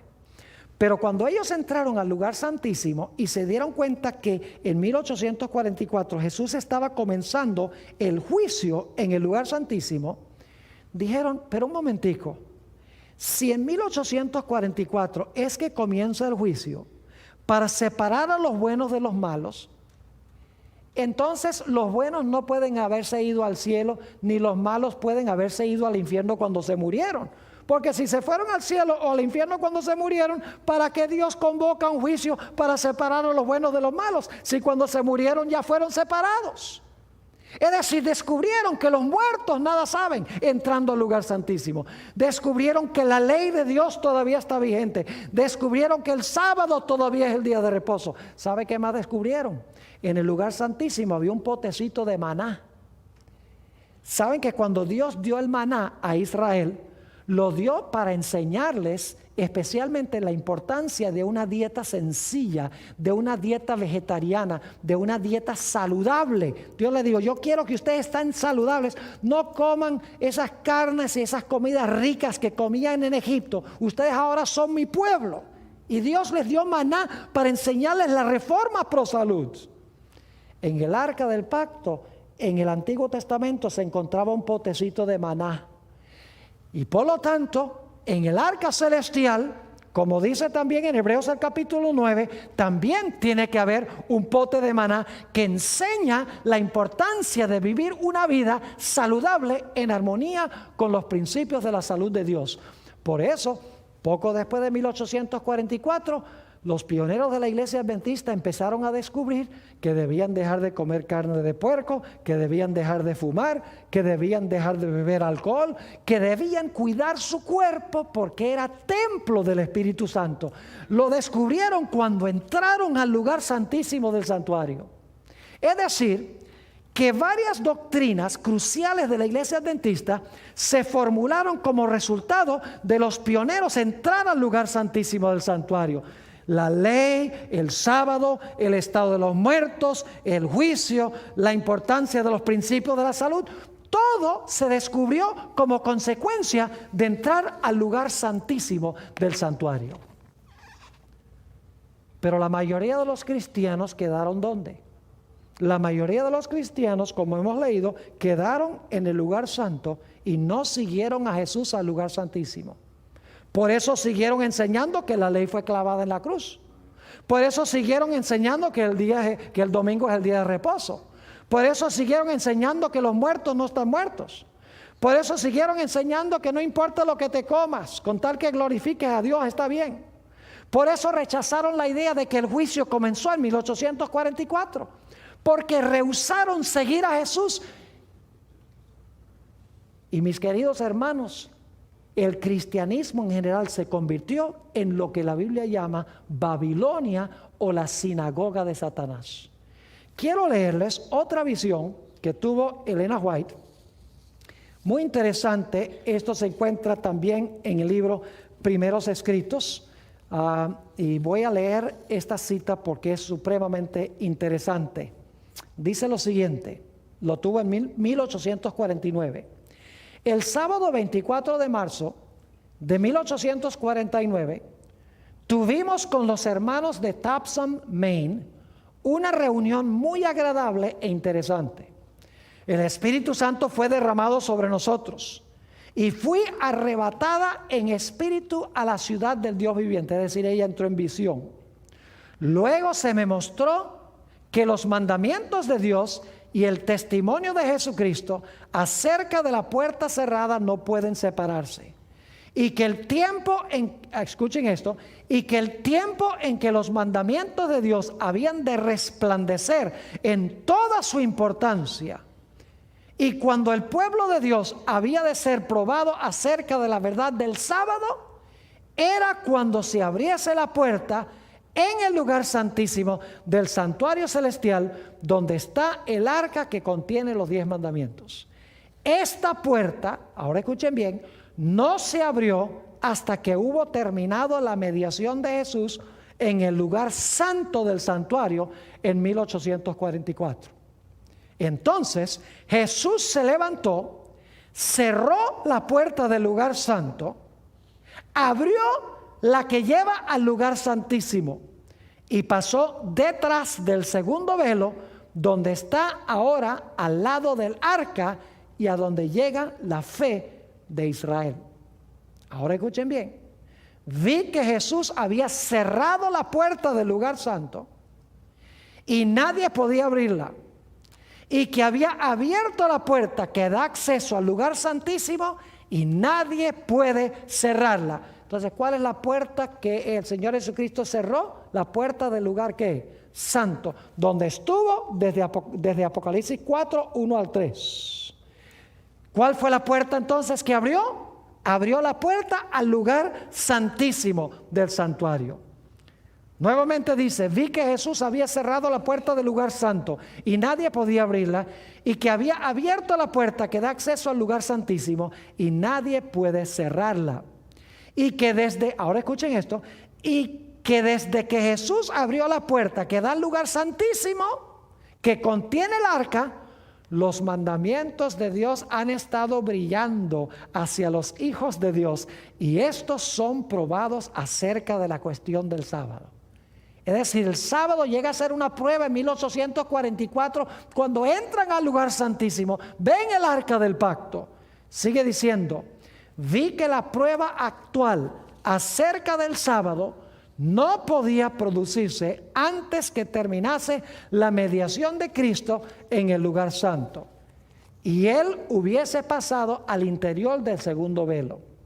Por tanto, ahora escuchen esto, los cristianos que durmieron antes que se abriese la puerta de acceso al Santísimo cuando terminó el clamor de medianoche, sin haber guardado el verdadero día de reposo, descansan en esperanza, porque no tuvieron la luz ni la prueba acerca del sábado que tenemos ahora desde que la puerta se abrió. Es decir, una pregunta que la gente muchas veces se hace es: Pastor Bor, ¿qué de todos esos cristianos que nunca guardaron el sábado? Antes de 1844, toda esa gente que no sabía en cuanto al sábado, ¿qué pasa con ellos? ¿Están perdidos? La respuesta es no. Pero cuando se abrió el lugar santísimo, se vio la ley y en medio de la ley se vio el sábado.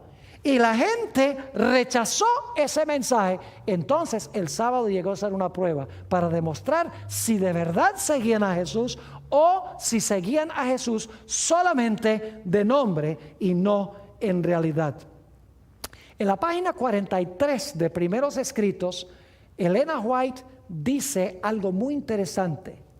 Dice: los enemigos de la verdad presente han estado tratando de abrir la puerta del lugar santo. Es decir, lo que ellos quieren es que la gente crea que Jesús está en el lugar santo. Los enemigos de la verdad presente han estado tratando de abrir la puerta del lugar santo que Jesús cerró, y de cerrar la puerta del lugar santísimo que Él abrió en 1844, donde está el arca que contiene las 2 tablas de piedra en las cuales fueron escritos por el dedo de Jehová los 10 mandamientos.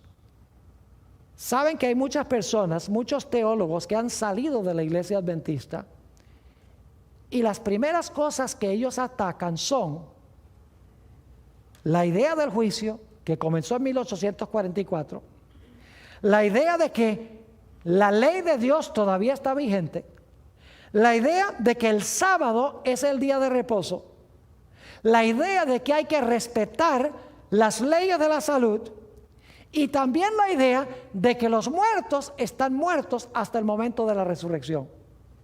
Hay un individuo cuyo nombre no voy a mencionar por no darle publicidad, que hace algunos pocos años salió de la iglesia adventista y lo primero que atacó fue la entrada de Jesús al lugar santísimo del santuario en 1844. Dicho sea de paso, tiene una publicación. Lo interesante es que la primera edición de esa publicación atacó la entrada de Cristo en 1844 al lugar santísimo.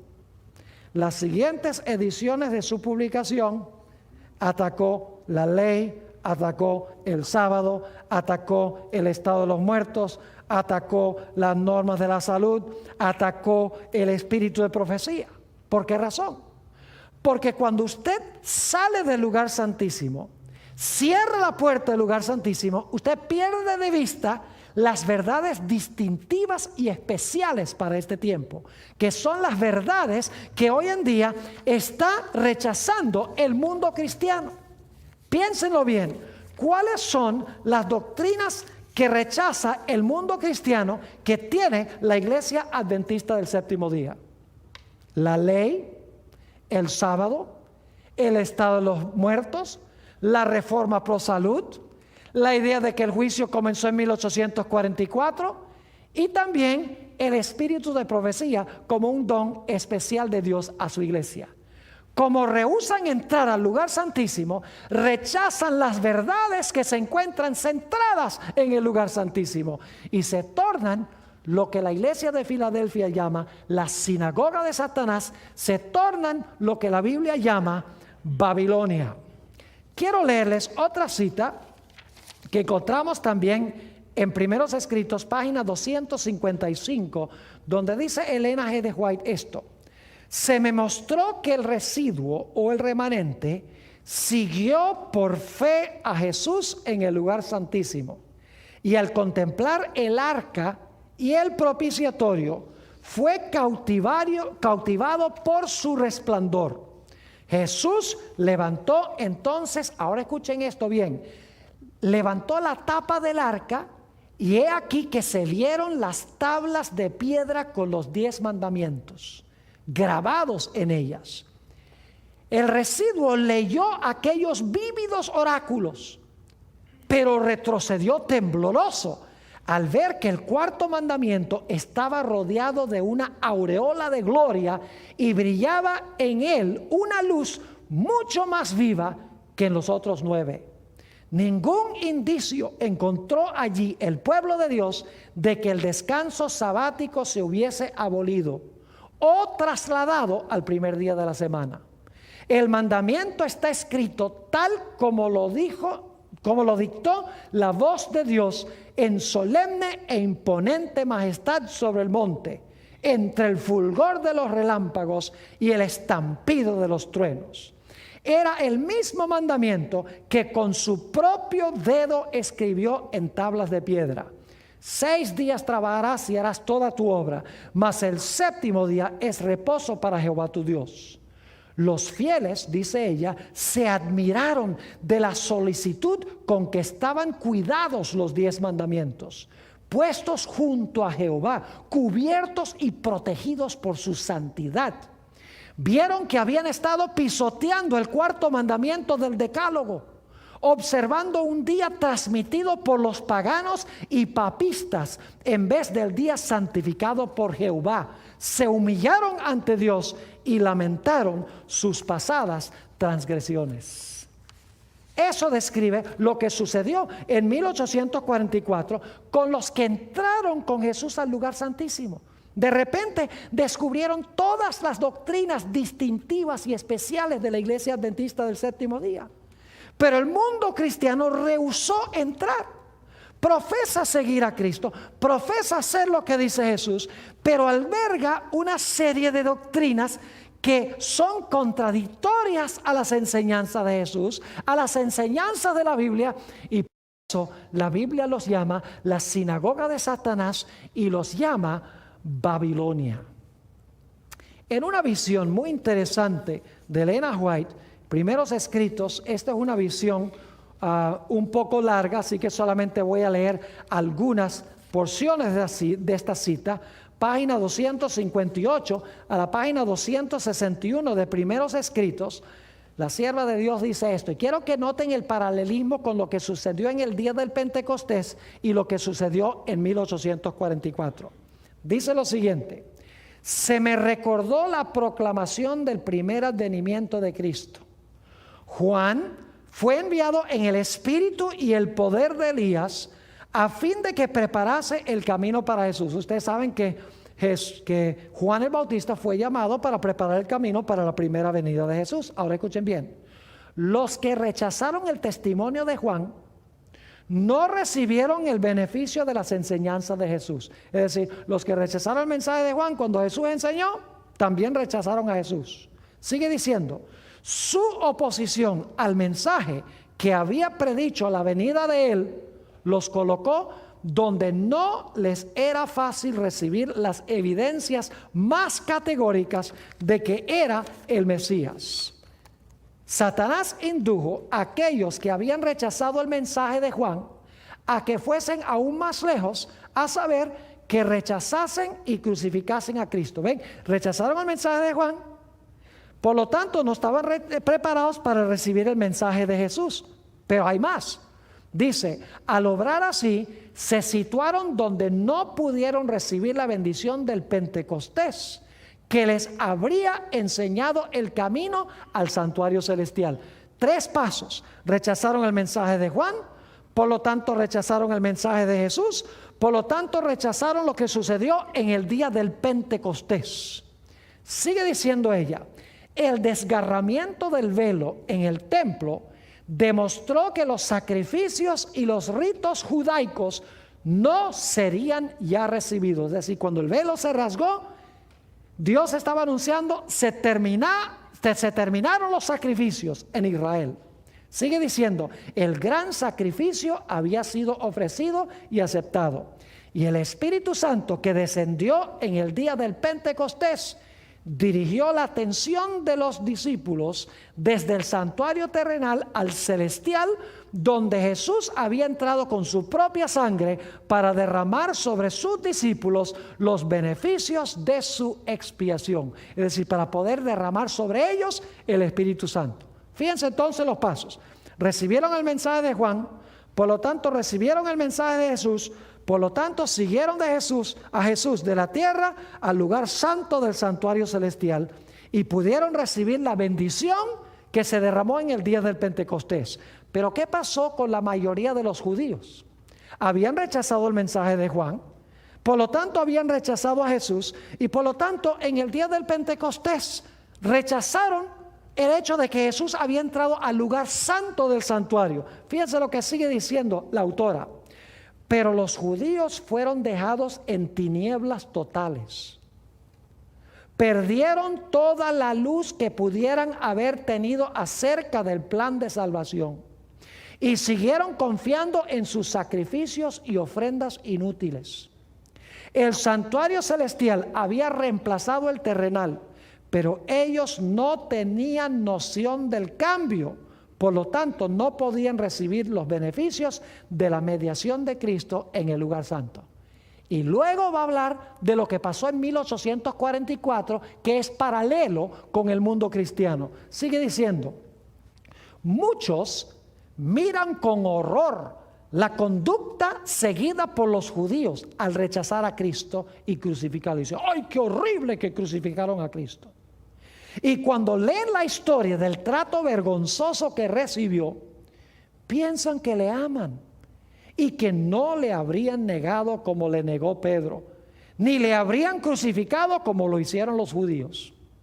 Pero Dios, quien lee en el corazón de todos, probó aquel amor hacia Jesús que ellos profesaban tener. Todo el cielo observó con el más profundo interés la recepción otorgada al mensaje del primer ángel. Pero muchos que profesaban amar a Jesús y que derramaban lágrimas al leer la historia de la cruz, se burlaron de las buenas nuevas de su venida. Igual que Juan anunció la venida, se burlaron de él. Cuando se levantó Guillermo Miller a anunciar que Jesús iba a venir, 1844, se burlaron del mensaje de él. Sigue diciendo, en vez de recibir el mensaje con alegría, declararon que era un engaño. Aborrecieron a aquellos que amaban su aparición y los expulsaron de las iglesias. Igual que los judíos hicieron con los hijos de Dios, expulsaron a ellos de las sinagogas. Sigue diciendo, los que rechazaron el primer mensaje no pudieron recibir el beneficio del segundo. Igual que los que rechazaron a Juan no pudieron recibir el mensaje de Jesús. Dice, los que rechazaron el primer mensaje no pudieron recibir beneficio del segundo. Tampoco pudo beneficiarles el clamor de medianoche que había de prepararlos para entrar con Jesús por la fe en el lugar santísimo del santuario celestial. ¿Nota los tres pasos otra vez? El paralelismo. Rechazan al de Juan, rechazan el mensaje de Jesús, rechazan la entrada de Jesús al lugar santo. En 1844 los mileritas predican, ese mensaje se rechaza por parte del mundo cristiano en su mayoría. Como resultado no están listos para recibir el mensaje del segundo ángel, que es de salir de allá, y por lo tanto están impreparados para seguir a Jesús al lugar santísimo del santuario. Sigue diciendo, y por haber rechazado los dos mensajes anteriores, entenebrecieron de tal manera su entendimiento que no pueden ver luz alguna en el mensaje del tercer ángel que muestra el camino que lleva al lugar santísimo. Vi que así como los judíos crucificaron a Jesús, las iglesias nominales, que son aquellos que rechazaron lo que sucedió en 1844, las iglesias nominales han crucificado estos mensajes de los tres ángeles y por lo tanto no tienen conocimiento del camino que lleva al Santísimo, ni pueden ser beneficiados por la intercesión que Jesús realiza allí. Como los judíos que ofrecieron sus sacrificios inútiles, ofrecen ellos sus oraciones inútiles al departamento que Jesús abandonó. ¡Qué bárbaro! La mayoría de los cristianos están elevando sus oraciones al apartamento donde no está Jesús. No siguieron a Jesús al Santísimo y por lo tanto no le están obedeciendo. Sigue diciendo, como los judíos que ofrecieron sus sacrificios inútiles, ofrecen ellos sus oraciones inútiles al departamento que Jesús abandonó. Y ahora escuchen. Y Satanás, a quien agrada el engaño, asume un carácter religioso y atrae hacia sí la atención de esos cristianos profesos, obrando con poder sus señales y prodigios mentirosos para sujetarlos en su lazo. La sinagoga de Satanás, ¿recuerdan? Babilonia, que está llena de demonios, dice la Biblia. Dice, a algunos los engaña de una manera y a otros de otra. Tiene diferentes seducciones preparadas para afectar diferentes mentalidades. Algunos consideran con horror un engaño, mientras que reciben otro con facilidad. Satanás seduce a algunos con el espiritismo. También viene como ángel de luz y difunde su influencia sobre la tierra por medio de falsas reformas. Las iglesias se alegran. Estas son las iglesias que rechazaron el mensaje de 1844. Las iglesias se alegran y consideran que Dios está obrando en su favor de una manera maravillosa cuando se trata de los efectos de otro espíritu. La excitación se apagará y dejará al mundo y a la iglesia en peor condición que antes. Y ahora escuchen, hoy en día se ve supuestamente un gran reavivamiento entre las iglesias protestantes de los Estados Unidos. La gente habla en lengua y la gente salta y la gente canta y la gente grita y hay milagros y sanamientos y todo. Escuchen esto. Vi que Dios tiene hijos sinceros entre los adventistas nominales, es decir, las iglesias que rechazaron el mensaje de la entrada de Cristo al lugar santísimo. Vi que Dios tiene hijos sinceros entre los adventistas nominales y las iglesias caídas. Y esta es la buena nueva. Y antes que sean derramadas las plagas, los ministros y la gente serán invitados a salir de esas iglesias y recibirán gustosamente la verdad. Satanás lo sabe. Ahora escuchen bien, Satanás sabe que ese mensaje viene invitando a los verdaderos hijos de Dios a salir de esas iglesias donde hay milagros y señales y prodigios. Dice, Satanás lo sabe. Y antes que se dé el fuerte pregón del tercer ángel, despierta excitación en aquellas organizaciones religiosas a fin de que los que rechazaron la verdad piensen que Dios los acompaña. Satanás espera engañar a los sinceros e inducirlos a creer que Dios sigue obrando a favor de las iglesias. Pero la luz resplandecerá y todos los que tengan corazón sincero dejarán a las iglesias caídas y se decidirán por el remanente. Ahora, permítame leerles un par de citas de Elena G. de White sobre la sinagoga de Satanás. ¿Están entendiendo lo que es la sinagoga de Satanás? Que el mundo cristiano se convirtió en la sinagoga de Satanás en Babilonia en 1844 porque rechazó los mensajes especiales del lugar santísimo. Y lo triste es que hoy en día en la iglesia adventista nosotros queremos adorar como adoran ellos y queremos usar los métodos de evangelismo que usan ellos y queremos enseñar lo que enseñan ellos y no usamos el espíritu de profecía por temor a ofenderlos a ellos. Fíjense lo que dice Elena White sobre lo que es la sinagoga de Satanás. Cristo se refiere a la iglesia, y esto se encuentra en una revista que se llama Review and Herald, diciembre 4 de 1900. Cristo se refiere a la iglesia sobre la cual Satanás preside como la sinagoga de Satanás. ¿Cómo se llama la iglesia sobre la cual preside Satanás? La sinagoga de Satanás. Escuchen bien. Sus miembros son los hijos de la desobediencia.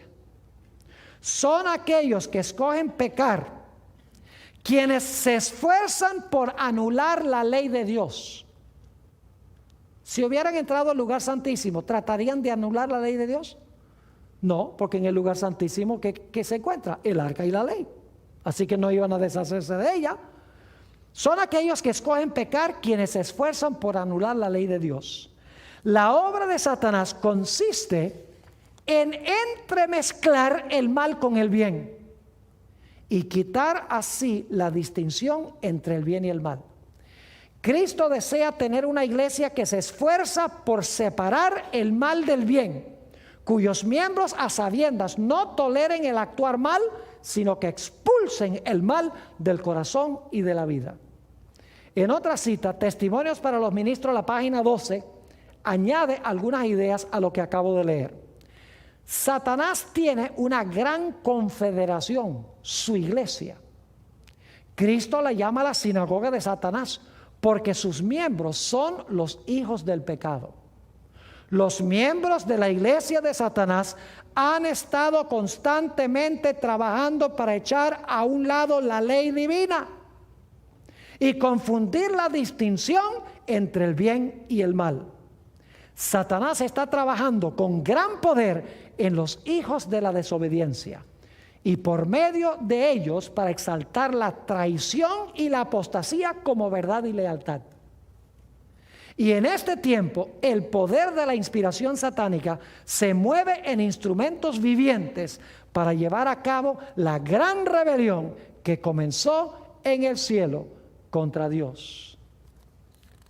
Eso es lo que caracteriza al mundo cristiano. Ahora, yo quisiera leer una cita que encontramos en el libro El conflicto de los siglos, las páginas 516 y 17, a donde Elena White describe lo que ha pasado con el mundo cristiano como resultado de no entrar al lugar santísimo del santuario celestial. Dice lo siguiente: pero muchos de los reavivamientos de los tiempos modernos han presentado un notable contraste con aquellas manifestaciones de la gracia divina que en épocas anteriores acompañaban los trabajos del siervo de Dios, de los siervos de Dios. Es verdad que estos reavivamientos despiertan gran interés, que muchos se dan por convertidos y aumenta en gran manera el número de los miembros de las iglesias. No obstante, los resultados no son tales que nos autoricen para creer que haya habido un aumento correspondiente de verdadera vida espiritual. La llama que alumbra un momento se apaga pronto y deja la oscuridad más densa que antes. Ahora escuchen, ¿qué caracteriza a estos reavivamientos? Dice, los reavivamientos populares son provocados demasiado a menudo por llamamientos a la imaginación, que excitan las emociones y satisfacen la inclinación por lo nuevo y extraordinario. Es decir, la gente quiere reavivamientos que apelen a sus emociones y que traigan algo emocionante, algo nuevo. Sigue diciendo, los conversos ganados de este modo manifiestan poco deseo de escuchar la verdad bíblica y poco interés en el testimonio de los profetas y apóstoles. El servicio religioso que no revista un carácter un tanto sensacional no tiene atractivo para ellos. Un mensaje que apela a la fría razón no despierta eco alguno en ellos. No tienen en cuenta las claras amonestaciones de la palabra de Dios que se refieren directamente a sus intereses eternos. Yo he encontrado esto vez tras vez. La gente donde hay emoción y donde hay toda clase de cosas que apelan a los sentidos y donde hay baile religioso y donde hay milagros y todo lo sensacional, ahí se llena. Pero empiece a predicarles sobre la importancia de que Dios quiere que guardemos su ley, que Dios quiere que guardemos el sábado y el lugar inmediatamente se vacía. Ese es un reavivamiento falso. Sigue diciendo la sierva de Dios, para toda alma verdaderamente convertida, la relación con Dios y con las cosas eternas será el gran tema de la vida. Pero, ¿dónde se nota en las iglesias populares de nuestros días el espíritu de consagración a Dios? Los conversos no renuncian a su orgullo ni al amor del mundo. No están más dispuestos a negarse a sí mismos, a llevar la cruz y a seguir al manso y humilde Jesús que antes de su conversión. La religión se ha vuelto objeto de burla de los infieles y escépticos debido a que tantos de los que profesan ignoran sus principios. El poder de la piedad ha desaparecido casi enteramente de muchas de las iglesias. las comidas campestres, las representaciones teatrales en las iglesias, los bazares, las casas elegantes y la ostentación personal han alejado de Dios los pensamientos de la gente. Tierras y bienes y ocupaciones mundanas llenan el espíritu, mientras que las cosas de interés eterno se consideran apenas dignas de atención. Eso describe el cristianismo, la sinagoga de Satanás. Sigue diciendo, a pesar del decaimiento general de la fe y de la piedad, hay en esas iglesias, sí, en la sinagoga de Satanás y en Babilonia, hay en esas iglesias verdaderos discípulos de Cristo. Antes que los juicios de Dios caigan finalmente sobre la tierra, habrá entre el pueblo del Señor un reavivamiento de la piedad primitiva, cual no se ha visto nunca desde los días apostólicos. El Espíritu y el poder de Dios serán derramados sobre sus hijos. Entonces, muchos se separarán de esas iglesias, en las cuales el amor de este mundo ha suplantado el amor de Dios y de su palabra. Muchos, tanto ministros como laicos, aceptarán gustosamente esas grandes verdades que Dios ha hecho proclamar en este tiempo, a fin de preparar a un pueblo para la segunda venida del Señor. Ahora Satanás sabe esto. Fíjense lo que sigue diciendo. El enemigo de las almas desea impedir esta obra, el verdadero reavivamiento. Y antes que llegue el tiempo para que se produzca tal movimiento, tratará de evitarlo introduciendo una falsa imitación. Hará aparecer como que la bendición especial de Dios es derramada sobre las iglesias que pueda colocar bajo su poder seductor. Allí, en esas iglesias, se manifestará lo que se considerará como un gran interés por lo religioso.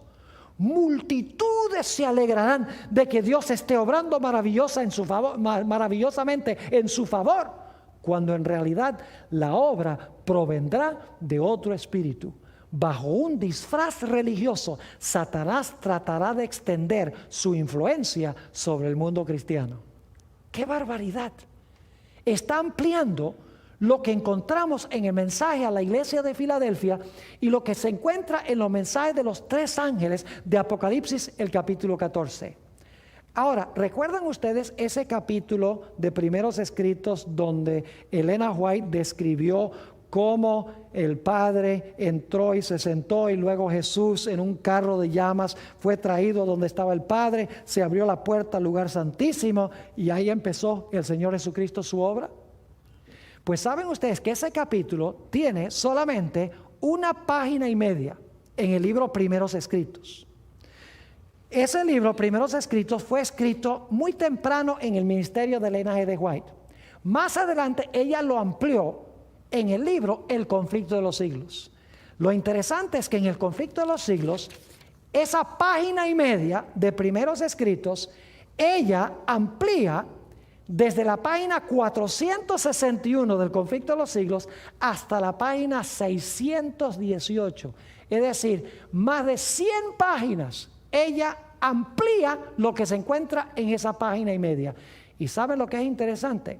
Voy a darle los títulos de los capítulos del Conflicto de los Siglos y les voy a decir qué contienen esos capítulos para que ustedes vean que cuando se abrió la puerta del lugar santísimo, las verdades especiales de la iglesia adventista se revelaron en el lugar santísimo. Página 461 a la página 475, el título del capítulo es El Templo de Dios. Está hablando allí del santuario. En la página 476 a la página 485, lamentablemente en español la traducción es Jesucristo nuestro abogado, pero en inglés, que fue el título que ella le dio, el título es In the Holy of Holies, en el lugar santísimo. Es decir, está describiendo la entrada de Jesús al lugar santísimo. El siguiente capítulo, página 486 a la página 503, lamentablemente en español está el título Los Estados Unidos en la profecía. Pero en inglés el título que le dio la hermana White es God's Law Immutable, la ley de Dios inmutable. Fíjense que ella está hablando del santuario, del lugar santísimo, la inmutabilidad de la ley de Dios. El siguiente capítulo se titula, página 504 al 513, una obra de reforma. Todo el capítulo tiene que ver con restaurar el sábado como el día de reposo. El siguiente capítulo, página 514 al 532, el título es La verdadera conversión es esencial. El título que le dio la hermana White fue Modern Revivals. ¿Recuerdan ese parrafito donde habla la hermana White de que Satanás tomó el lugar donde estaba Jesús en el trono y respiraba en una influencia impía? Pues ese parrafito chiquito lo amplía ella en todo este capítulo, desde la página 514 hasta la 532. Describe lo que está pasando en el mundo cristiano hoy. El siguiente capítulo, el juicio investigador. En inglés, Facing Life's Record, página 533 a la página 545. Nuevamente, hablando del juicio. Y luego, en los siguientes capítulos, que son varios capítulos, les voy a dar los títulos: El origen del mal, la enemistad entre el hombre y Satanás, quiénes son los ángeles, el misterio de la inmortalidad, y pueden hablarnos nuestros muertos. En esos capítulos, que son 5 capítulos, ¿saben qué doctrina enfatiza Elena G. de White? Enfatiza la doctrina de que los muertos están muertos y que no pueden comunicarse con los vivos, que van a resucitar en la resurrección cuando Jesús venga. ¿Cuáles son las verdades distintivas que está enfatizando Elena G. de White aquí en estos capítulos, donde amplía esa página y media? Ella está enfatizando las verdades distintivas de la Iglesia Adventista del Séptimo Día. Porque cuando los pioneros de la Iglesia Adventista entraron al lugar santísimo, ellos detectaron las grandes verdades que distinguen a la Iglesia Adventista de todas las iglesias cristianas del mundo. Ahora, Satanás tiene interés especial en infiltrar a la Iglesia Adventista. Hoy en día, el estilo de adoración que hay en la Iglesia Adventista, en muchas de ellas, y podría decir cada vez la mayoría de ellas, es el estilo de adoración que han importado de las iglesias protestantes, de las iglesias que describe la Biblia como la sinagoga de Satanás o Babilonia.